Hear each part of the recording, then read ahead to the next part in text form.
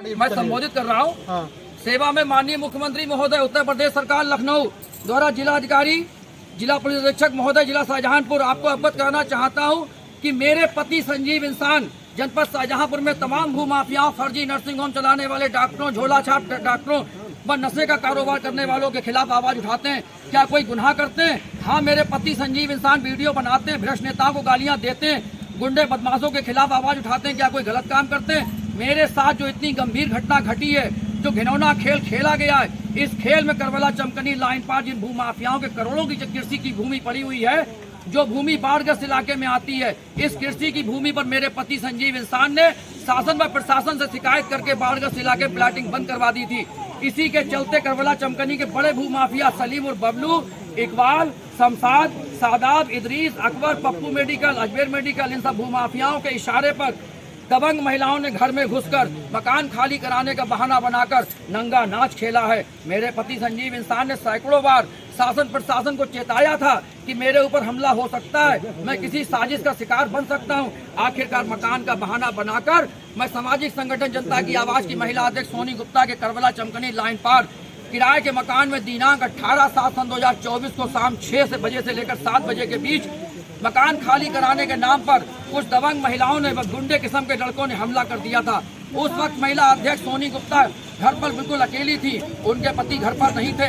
सोनी गुप्ता का कहना है कि मकान खाली कराने के नाम पर बिना कोई सूचना दिए, बिना कोई नोटिस दिए मकान मालकिन सुधा देवी की 2 बहुएं और मोहल्ले की कुछ दबंग महिलाएं और कुछ गुंडे किस्म के लड़कों ने घर में घुसकर सोनी गुप्ता को दबोच लिया और घर का सामान तोड़ फोड़ कर सड़क पर फेंकने लगे। सोनी गुप्ता किसी तरह वहां से अपनी जान बचाकर बहादुरगंज पुलिस चौकी पहुंची। सोनी गुप्ता ने किसी दूसरे से मोबाइल मांगकर अपने पति को फोन किया कि घर में कुछ औरतें और आदमी घुस आए हैं और मकान खाली कराने के नाम पर घर में लूटपाट कर रहे हैं और घर का सामान फेंक दिया है। सोनी गुप्ता के पति फौरन थाना सदर बाजार पहुंचे और वहां पर थाना सदर इंस्पेक्टर से फोन पर बात की। जब तक पुलिस सोनी गुप्ता के घर पहुंची, तब तक दबंग महिलाओं ने, गुंडों ने सारा सामान सड़क पर फेंक दिया था। पुलिस दबंग महिलाओं से सामान घर में रखने की विनती करती रही, मगर दबंग महिलाओं ने सामान अंदर नहीं रखने दिया। घर का पूरा सामान पूरी रात सड़क पर पड़ा रहा। दूसरे दिन सुबह को थाना सदर इंस्पेक्टर ने मकान मालकिन सुधा देवी को बुलाकर सोनी गुप्ता उनके पति संजीव इंसान को थाने बुलाकर सामान तो रखवा दिया, मगर 1 महीने का मकान खाली करने की मोहलत दी। मगर पुलिस ने घर में घुसने वाले दबंग महिलाओं से मकान मालकिन सुधा देवी की 2 बहुएं और गुंडों से यह नहीं पूछा कि ये मकान खाली कराने का कौन सा तरीका है। गुप्ता जी, आज क्या प्रदर्शन कर रहे हैं, क्या मांगे हैं आपकी, समस्या क्या है? प्रदर्शन ये था, हकीकत पूछिए तो यहाँ पर एक तो सामाजिक संगठन की महिला अध्यक्ष सोनी गुप्ता, इनके 18 तारीख को इनके घर में 4 गुंडे, 4 मतलब बदमाश और 5 दबंग महिलाएं घुसी और मैं ये अकेली थी घर पर। शाम को 5 से लेकर 6 का टाइम था और ये घर पर खाना बना रही थी। इन्होंने देखा कि एकदम दरवाजे पर 5 महिलाएं दबंग प्रकार की, जो मतलब जो एक जिनको आप एक सामाजिक महिला नहीं कह सकते हैं, और 4 गुंडे, एक लड़का ईशान और विशाल, 2 लड़के और उनके में नाम नहीं पता है, और ईशान का बाप जो है वो कातिल है। और ये जितने गुंडे हैं और जितनी महिलाएं हैं, पहले ये शाहजहांपुर के एक नामचीन, एक जाने माने वीआईपी नेता के घर गए और वहाँ वीआईपी नेता के घर मीटिंग हुई और उसके बाद ये पुलिस चौकी गए। ये कैसे पता आपको कि वीआईपी घर के नेता घर पे मीटिंग हुई? इसलिए जब मैं थाने में बैठा हुआ था तो बात फोन पे हो रही थी कि मंत्री जी का फोन आ रहा है। तो सबसे पहले ये लोग मंत्री जी के यहाँ गए, उसके बाद चौकी गए, थाने गए।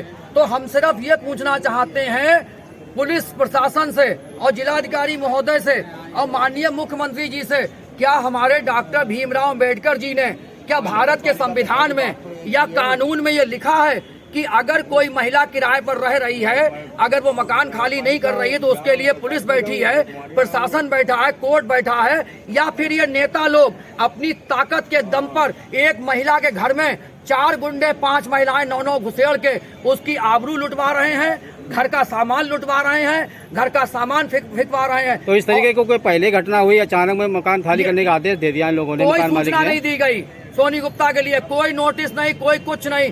जब हमें इंस्पेक्टर साहब ने थाने बुलवाया, बोले संजीव मैं आपका सामान रखवा दे रहा हूँ, तो इससे पहले ये लोग पुलिस के पास क्यों नहीं गए? इसलिए सोची समझी प्लानिंग थी, क्योंकि इसलिए करबला चमकनी के भू माफिया शमशाद, सलीम और बबलू, इकबाल, सादाब, इदरीस, अकबर, इनकी 50 करोड़ रुपए की जमीन पड़ी है, 50 करोड़ की प्लाटिंग के लिए, और ये प्लाटिंग मैंने शासन और प्रशासन से बंद करवा रखी है।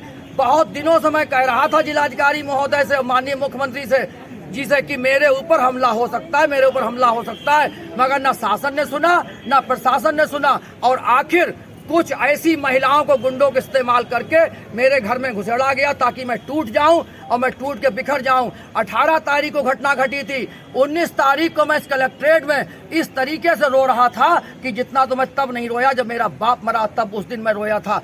और जब तक ये पुलिस मुकदमा नहीं लिखती है, आरोपियों को जेल नहीं भेजती है, तब तक ये आंदोलन 48 घंटे के तो बाद आज क्या आश्वासन दिया महोदय ने? आश्वासन दिया है कि 48 घंटे में मुकदमा कायम होगा और सभी आरोपियों को जेल भेजा जाएगा। और एक हमारी बहन पार्वती जी हैं, जी कुछ अपनी 2 बातें कहेंगी, इनके लिए